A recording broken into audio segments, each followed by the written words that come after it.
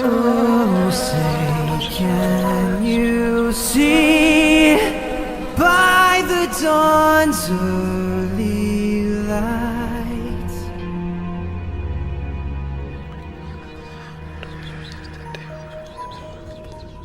How's it going, everybody? Welcome to my American Horror Story Cult After Show. Today we are discussing Winter of Our Discontent. Now, before I dive into the plot, I have to eat my words because it turns out that Dr. Vincent is a good guy.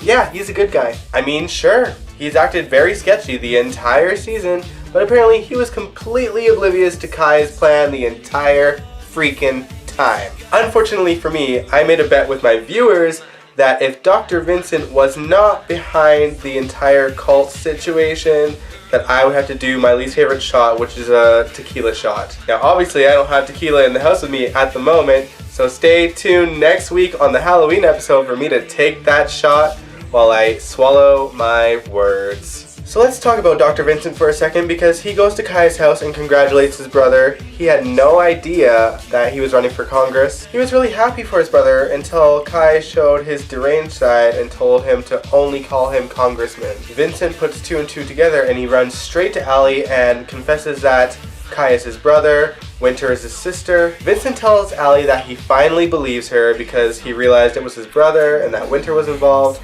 and he feels terrible. Allie is obviously very, very pissed, and I'll tell you what she does about it a little bit later on. Meanwhile, the girls of the cult are stuck in the kitchen serving their men. Obviously, they're not very happy about it. Beverly is ready to kill Kai over it, but Winter pleads his case. She says, "Oh, he's a good person. He's just lost his way. I can get him back. Kai would never hurt me." And then we dive into this crazy subplot, the story of how Kai really is just a good guy. Yes, that means another flashback. Winter and Kai were playing on the dark web where they get an invitation to a guy's house. This guy is a pastor. This guy is not only a pastor though, he is being played by Rick Springfield.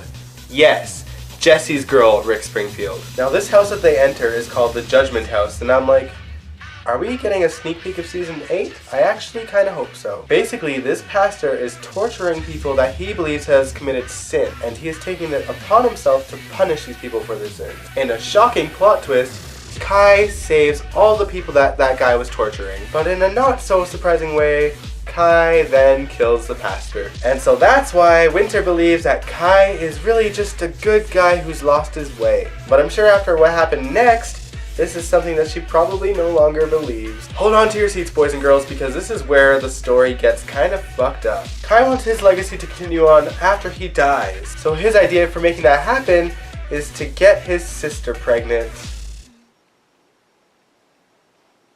Yeah, I said that. But don't worry, it's not a completely incestuous situation. He just wants to have a threesome with his sister and Detective Samuels. He's gonna insert himself into Samuels while Samuels inserts himself into his sister. And if you haven't watched the episode and you think that sounds messed up, well, you should probably watch the episode. It is the most creepiest scene you will ever see on American Horror Story, I swear to God. A weirdly biblical threesome that involves a cheesy 90s pop song and candles and derobing, and I don't even want to talk about it anymore. So let's just move on to the next plot. So in this next scene, Kai is punishing his sister for her failings of being the carrier of the Messiah, and she's on garbage duty. Samuels brings her a lunch and she goes inside the car to eat it. It's basically gross food. She asks for an apple, the guy refuses to give it to her. We then finally get to learn a little bit about Samuels and how Kai coerced him. Detective Samuels was actually going to make Kai his bitch and give him blowjobs for money, and it was just this whole weird thing. Turns out Samuels is very deep in denial about being gay. Kai manages to convince him that he is not gay, there's no such thing as gay and straight, but a guy can give him power. Basically what that means is when Samuel bottoms, that gives his dick power. In the end, Winter pretty much just laughs in Samuel's face and she's like, "Nah dude, you're gay." That pisses him off and he tries to rape her. That sets Winter off and she pops a gun right into his forehead. Farewell, Colton. So now let's get back to Allie and what she does to Dr. Vincent. What she does is sells him out to his brother Kai in exchange to get her son back. Where is her son anyway? So she lets Kai know that he is planning to get him committed. So Kai's reaction is to then kidnap his brother and bring him to his lair. Kai and Vincent do one last pinky promise, and then Kai cuts his pinky off, and then he murders his brother right in front of his sister. And by the way, Beverly is there too. He kidnapped her too, not for her past wrongdoings, but for the wrongdoing that his sister Winter convinced him that she did. Winter told Kai that it was Beverly who shot Samuels. Yep, she done framed Beverly for the murder that she committed. Kai doesn't kill Beverly though, he just puts her in an isolation chamber. And oh yes, you bet your ass I'm hoping Beverly breaks out and kills him.